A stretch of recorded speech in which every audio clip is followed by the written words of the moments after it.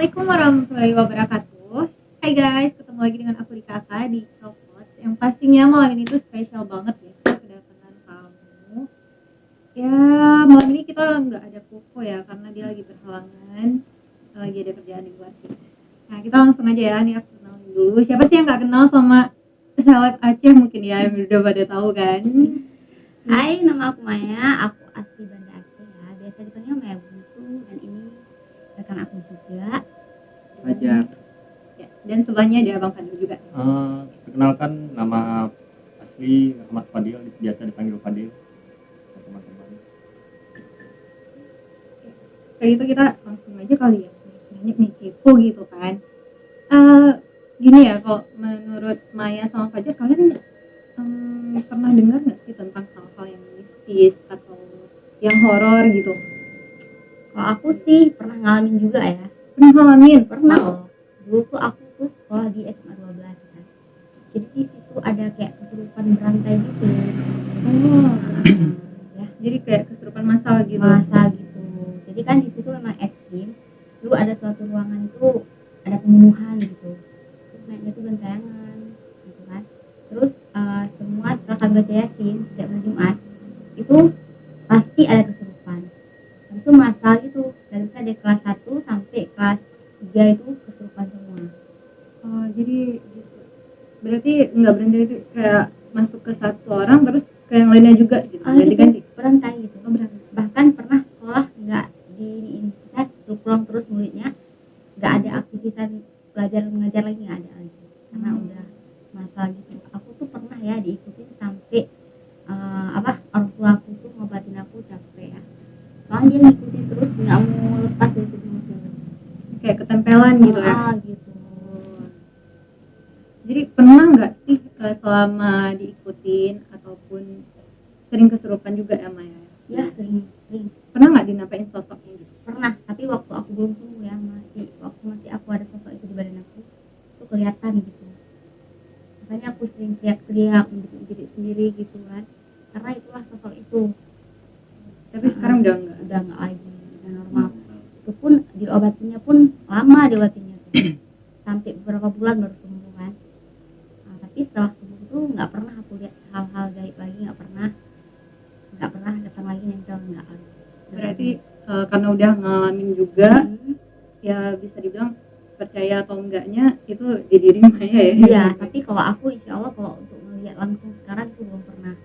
Kecuali kayak tadi aku lagi sakit, lagi ada masuk sesuatu di tubuh aku nggak bisa lepas, itu bisa lihat. Tapi kalau udah normal gini enggak, insya Allah. Kalau Bang Fajar gimana nih?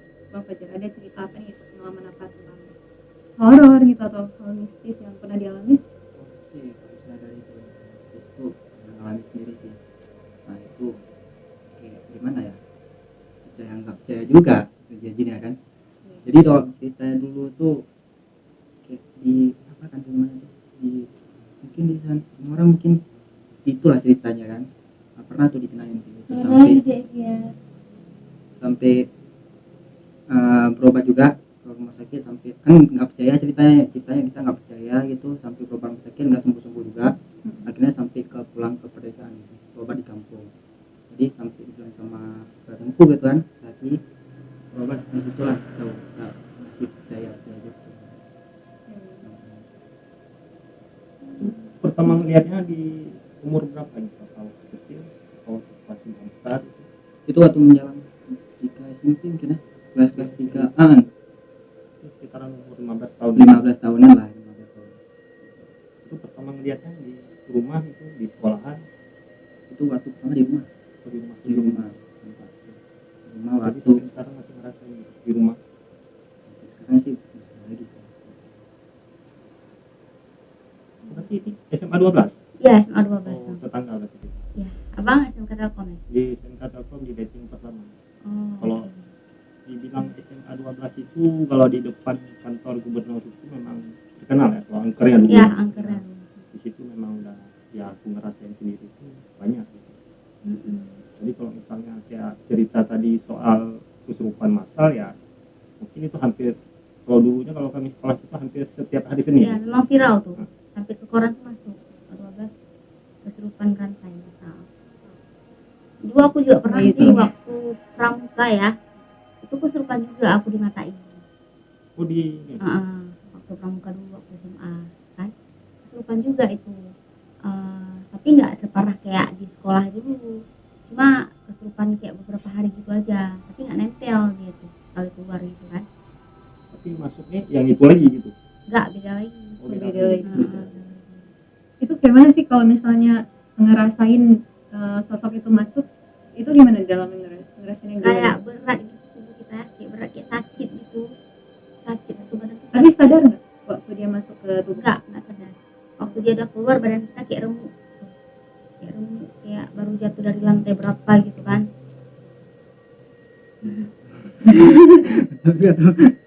Pokoknya aku tuh kalau misalkan ngelihat dia itu enggak, jangan lah ya kalau udah normal kayak gini,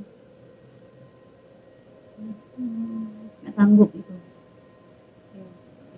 Siapa sih yang mau diikutin ataupun dimasukin sama yang Ya hal-hal yang gitu? kebetulan waktu aku lagi pramuka itu aku juga lagi halangan kan. Oh, Ya, Pas namanya waktu kayak silakan. mancing gitu ya. Jadi kami kan disuruh dibangunin jam 3 malam, disuruh cari kacu kami itu dibuang di kuburan massal, di kuburan Cina yang di Matai ya? Matai, oh. Jadi kacu kami dikumpulin, kami suruh tidur jam 12 malam, jam setengah 3 dibangunin, kacu kami itu disuruh cari ke kuburan Cina itu. Kok kacu kami harus dapat, kami sendiri-sendiri itu. Aku sempat pipis di celana ya, ini aku jujur.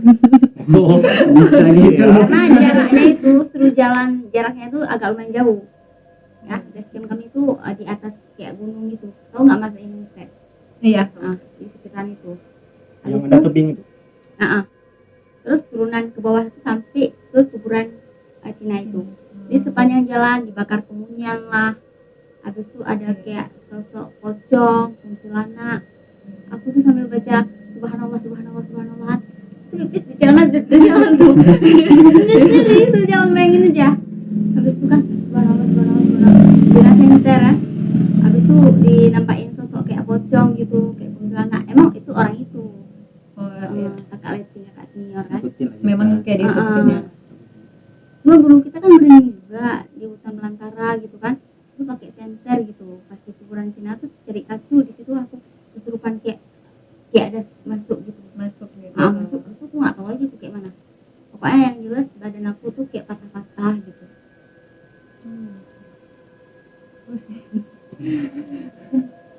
Terus waktu aku kesurupan tuh keluarnya bahasa Cina.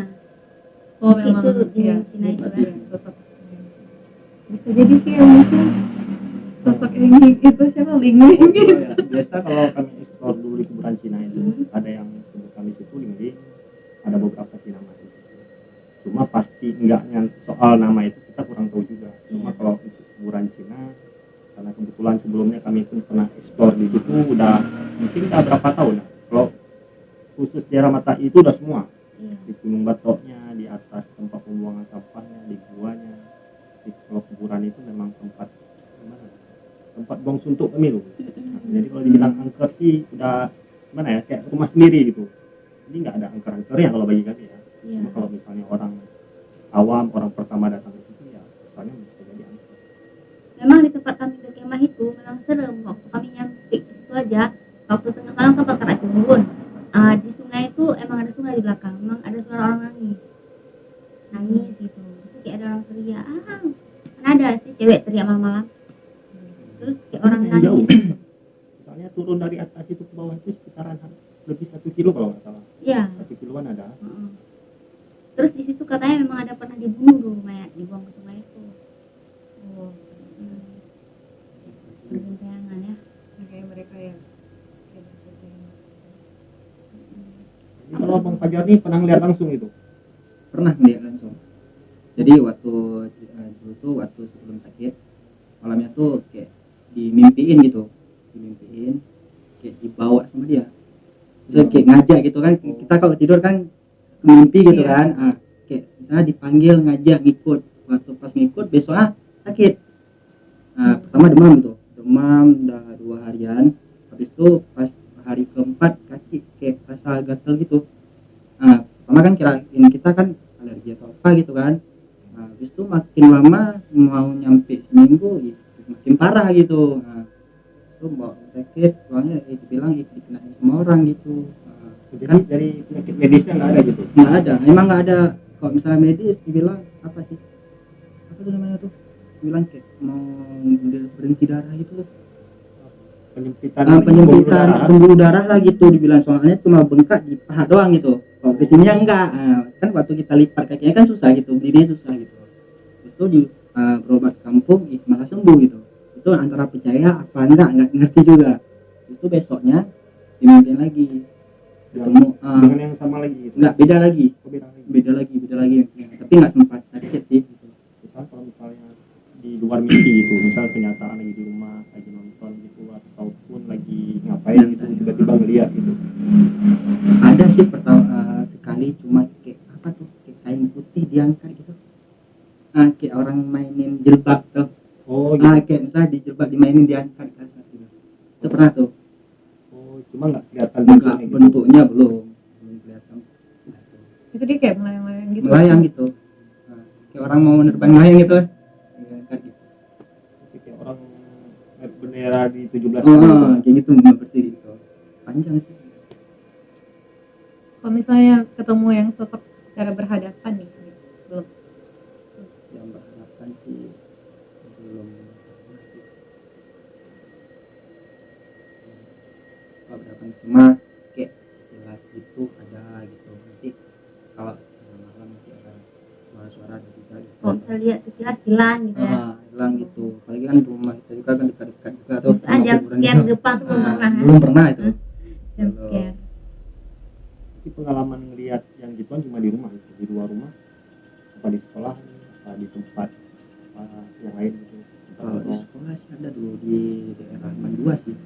Mandua. Oh ya, tahu di Itu Polantas kan? Polantas itu kan kalau misalnya di belakang itu dulu kan ada pohon besar tuh. Oh, iya. Katanya pohon itu nggak bisa ditebang. Tapi sekarang nggak tahu sih. Dulu kalau semasa aku sekolah di situ emang pohon itu kayak nggak bisa ditebang, waktu dimasukin apa tuh mesinnya itu emang mati sendiri gitu, mau ditebang mati sendiri gitu. Katanya ada apa tuh ini atau bukan gitu, penunggunya di situ.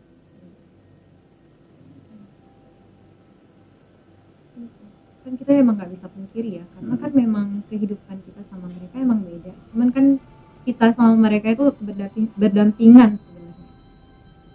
Jadi Ada nggak sih sosok itu sebenarnya? sosok itu sebenarnya istilahnya kayak jin korin kita gitu.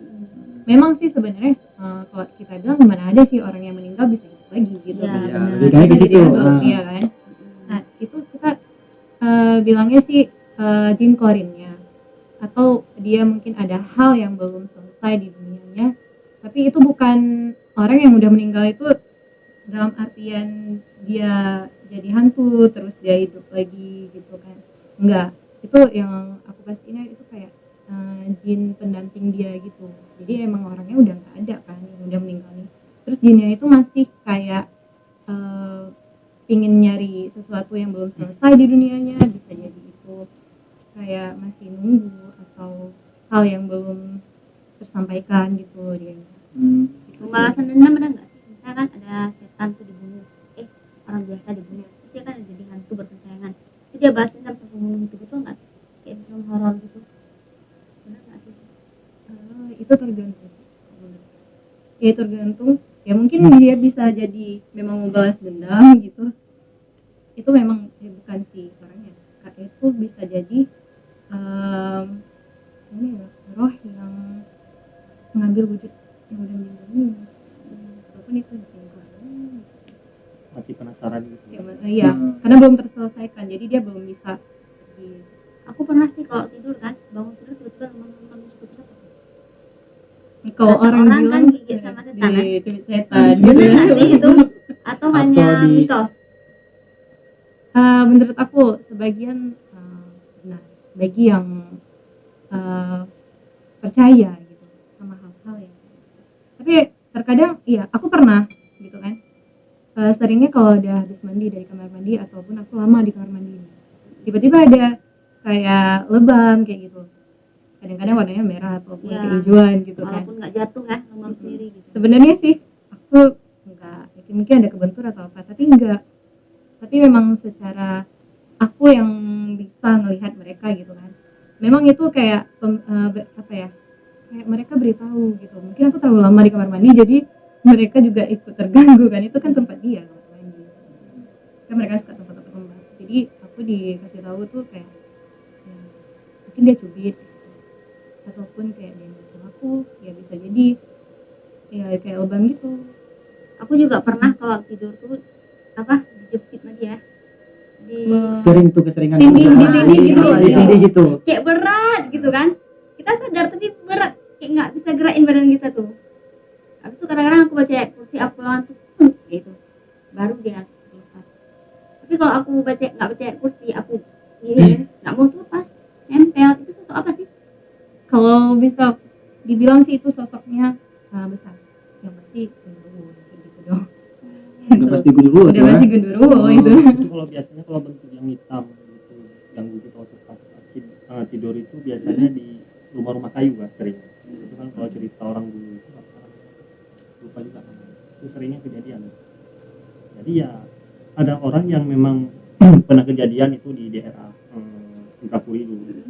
Ya gara-gara gitu dengan orang yang ngerasainnya pun ada penyakit asma, sesak napas dengan apa itu ya meninggal. Iya. Iya. Itu bukan gara-gara Iya. total gara-gara ya ketindihan, nggak juga sih, sebenarnya ada penyakit bawaan dengan itu. Berarti itu memang benar-benar itu Ya benar-benar tipis itu ya. kalau pengalaman ngerasain di ketindihan itu bukan sekali dua kali ya, malahan pernah kejadian itu di tahun akhir 2019 teringat itu di tempat kerja tengah malam aku kejar.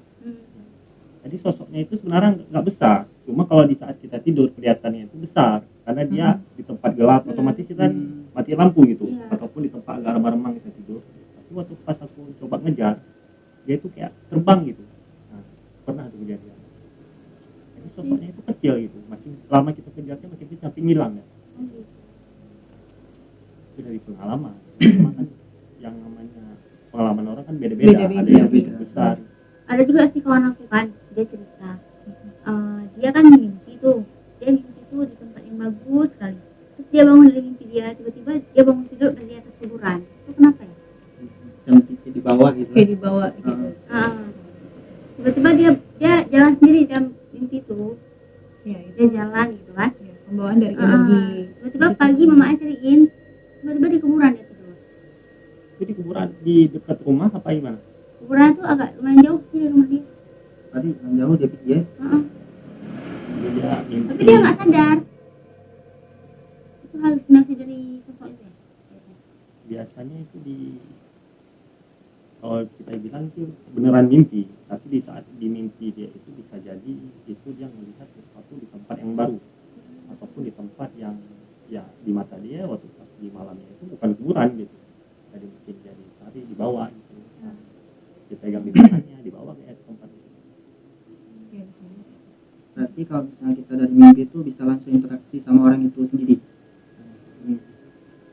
Ya tergantung, kalau misalnya kita ketemu dia dari mimpi nih, Heeh. kita bisa jadi ngobrol sama dia, ataupun dia ngasih tahu kita dalam bentuk lain. Misalkan dia kayak kita dalam mimpi nih, tapi dia nggak ngomong sama kita, dia cuma kasih gambaran bahwa dia tuh kayak gitu, gambaran hidup dia. Kalau mimpi itu gimana ya? Itu kayak bunga tidur, iya, yang satu lagi itu apa? Kode alam gitu. Kode alam. Kode alam. Nah, Kode alam. Berarti emang benar-benar ada ya sosok itu. sebagian ada bagi orang yang yang udah pernah mengalaminya lah. Tapi kalau aku insya Allah jangan pernah ya biar karena nggak sanggup ya. Nggak sanggup kita. Nanti pingsan ya kalau lihat. Ya cuma di satu sisi dengan kita sering lihat, justru di makin kelamaan kita bukannya makin percaya, malah kita makin nggak percaya gitu dengan dia. Karena mungkin kebanyakan orang melihat dia itu cantik, mukanya misalnya gimana gitu kan, perempuan, tapi bisa jadi kita ngelihat kelamaan dia bisa berubah, ataupun dia sosok yang bisa berubah ke bentuk yang lain gitu, jadi nggak bisa jadi pedoman. Jadi pengalaman Rika pun udah hampir tiap hari ngelihat gitu. Pengalaman aku dulu hampir tiap hari ngelihat itu, jadi gimana ya, bukannya takut jadi malah enek lihatnya. Ini sebenarnya Malah muak. malah muak. Udah sering. Tapi emang ada. Kalau itulah kalau misalnya kita bilang yang namanya kita berdampingan gitu. Kalau misalnya ada orang bilang itu kelebihan kita bisa melihat gitu, ada yang memang mungkin kitanya ketimbang sial bisa ngelihat dia, ataupun malah dia yang kecil bisa dilihat sama manusia gitu. Kenapa dibilang kalau malam Jumat tuh sering ada dia? Ada malam-malam tertentu gitu. Kalau malam Jumat ada juga. Apalagi kan. malam Kok bisa gitu kan? Itu kenapa? Kita misteri kan gitu. Kalau malam Jumat sering kelihatan sih itu mitos ya. Ya. Nah, itu nggak terbukti. Karena kalau misalnya dia memang udah saatnya wujud, itu nggak mesti malam Jumat, malam Minggu pun kelihatan, nggak mesti malam, sore pun kelihatan, mesti sore, siang pun bisa jadi kelihatan juga. Jadi nggak nentu. Cuma kalau dari kisah, kalau dari segi agama, kalau malam Jumat itu kan malam pulangnya arwah. Iya. Jadi di situ makanya sekarang ini kan apalagi kita di Aceh ini kan kalau setiap malam Jumat itu ada yang orang zikir, ada tahlilan gitu, Yasinan ya. yasinan gitu. Cuma kalau misalnya dibilang setiap malam Jumat, apalagi dengan terkenalnya kita itu kan di Indonesia ini malam Jumat Kliwon itu Iya. sebenarnya nggak ada, Mitos. mitos, nggak terbukti. Tapi katanya kita kan kalau misalnya ada makhluk di situ kita berani ya sampai bulu kuduk kita bangun itu benar ya? Ada dia. Oh itu ya, Tapi walaupun kita nggak kelihatan, tapi kalau bulu kuduk kita udah bangun pasti ada dia. ada. Sama kayak orang misalnya kayak dengar orang nanya gitu, suara dia itu agak halus gitu, itu dia deket sama kita. Ada yang bilang gitu, kalau misalnya suara dia itu agak nyaring besar gitu, dia itu jauh sama kita. Kalau soal itu, aku kurang percaya gitu. Nah, tapi kalau misalnya soal merinding kita ataupun ngerasa sesak, ngerasa panas di belakang, itu kita dekat sama dia. Kamu sendiri sering lihat nggak? Saya nggak takut lagi.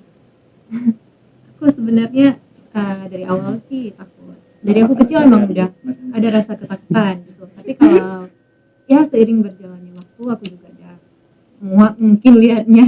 Jadi ya udah aku kayak biasa aja jalanin hidup aku. Nggak ada terkejut atau gimana? Terkejut ya sering. Kalau misalkan dia munculnya tiba-tiba gitu kan terkejut juga. Berarti udah sering interaksi juga. Udah interaksi nggak semuanya interaksi. Nggak semua, yang penting Nggak. ada beberapa. Ada beberapa. Abang sendiri Kalau interaksi nggak pernah. Kalau misalnya lihat? ngelihat itu sering. Tapi kalau soal kesurupan ya sampai sekarang belum pernah yang ngerasa kesurupan. Apa karena memang ya, diri sendiri setan juga ya, tapi nggak kesurupan ya kurang tahu kan. Tapi kalau kesurupan itu ya. Berarti kan kalau kita ngomong-ngomong soal interaksi nih, itu apakah hanya beberapa orang atau semua kalangan bisa interaksi sih sama si makhluk itu? Kalau soal itu dia hanya beberapa orang. Mungkin dalam 1000 itu mungkin 1-2 orang. Nggak semua. Ya lebih tepatnya yang bisa ngeliat dia. Ada indranya. Nah, yang punya kemampuan lebih bisa interaksi. Terkadang orang bisa ngelihat tapi nggak bisa interaksi. Contoh kayak aku nih, bisa ngelihat tapi nggak bisa interaksi. Jadi asal mulanya, asal misalnya udah deketin dia itu hilang. Nggak pernah selama ini ngelihat itu, ngajak ngomong nggak pernah. Kalau misalnya pengen ngomong gitu. Kita karena memang udah enek lihat dia itu kan, jadi nggak ada kesan takutnya, nggak ada. Jadi kalau misalnya perempuan pengennya kita jambak rambutnya gitu kan, yang kita tarik ada ngobrol tapi nggak mau. Nah, Berarti udah nggak takut lagi ya bang? kalau hal itu enggak, karena udah keseringan. Apalagi kalau aku kan tinggal di daerah pinggiran pesisir pantai kan. Jadi kalau daerah tsunami salah satu tempat terparah kena tsunami. Jadi kalau hal-hal itu ya biasa gitu.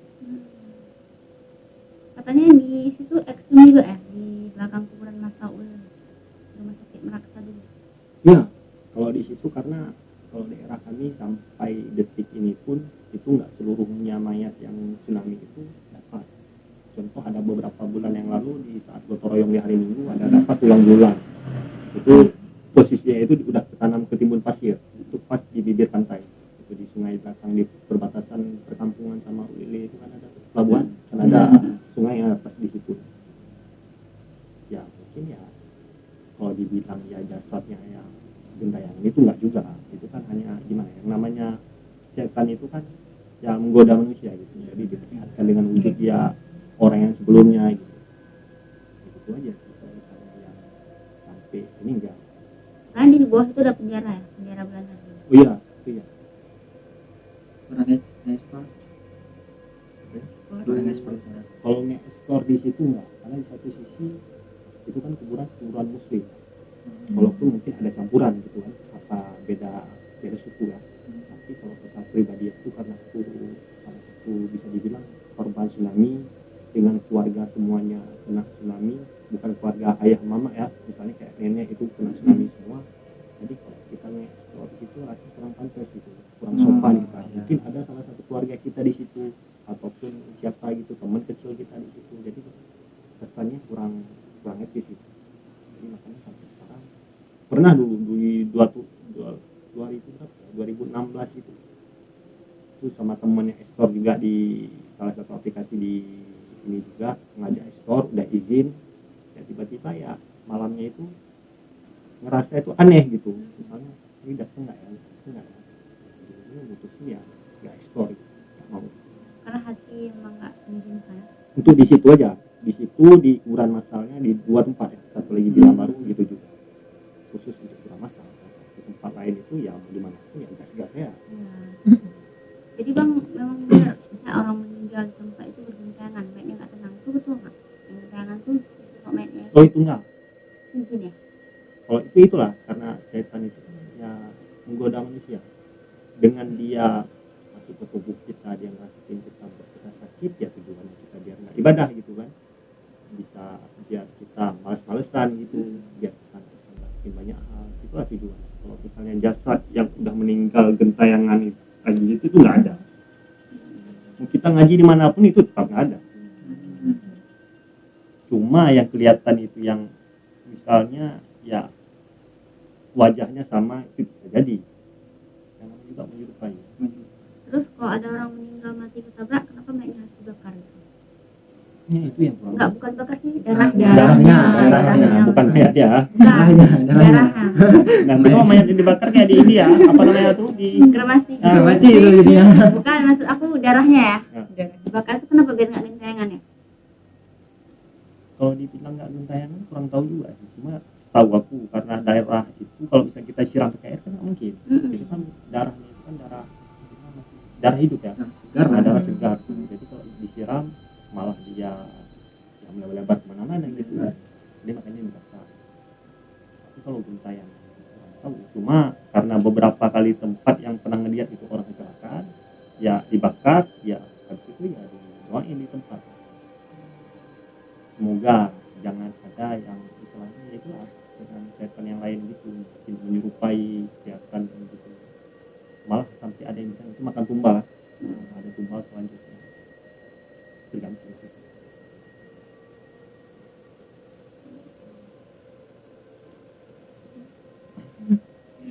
Ada pengalaman apa lagi? Dari kamunya mungkin ada pengalaman. Pernah Bang Fajar pernah kesurupan? Kesurupan belum. Oh, Belum pernah. Masa dari situlah ini percaya nggak percayanya gitu, masih stabil lah. Tapi kalau misalnya lihat takut. Itu sekarang misalnya di sini lagi duduk kelihatan gitu. Untuk sekarang insya Allah mungkin lari ya. Mungkin lari.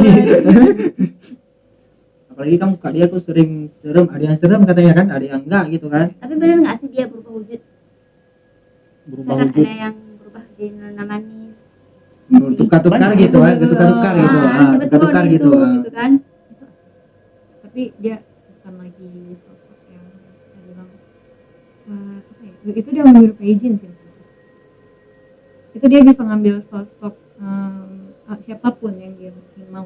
Itu sih kok misalnya kita bilang sosok apa ya, sosok kayak doppelganger, dia bisa berubah jadi manusia, jadi hewan, bahkan dia bisa menyerupai apapun. Semuanya bisa kan. Ya, Jadi kalau misalnya kayak jenis siluman itu sama juga.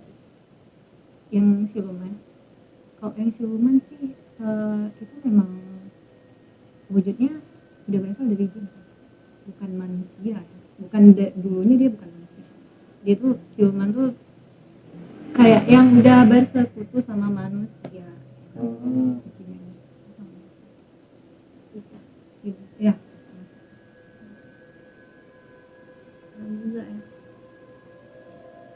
gitu dan guys. Jadi menurut kalian gimana? Mungkin kalian punya pengalaman ataupun cerita tentang apa mistis lainnya, bisa kalian share ke kami. Jadi ada penambahan atau gimana? Ya kami rasa cukup sampai sampai di sini guys. Jadi kita ketemu di minggu depan selanjutnya dengan cerita yang baru juga. Aku Rika Aka dan Saya Maya. Aku Fajar. Dan aku Fadil. pamit undur diri dan assalamualaikum warahmatullahi wabarakatuh.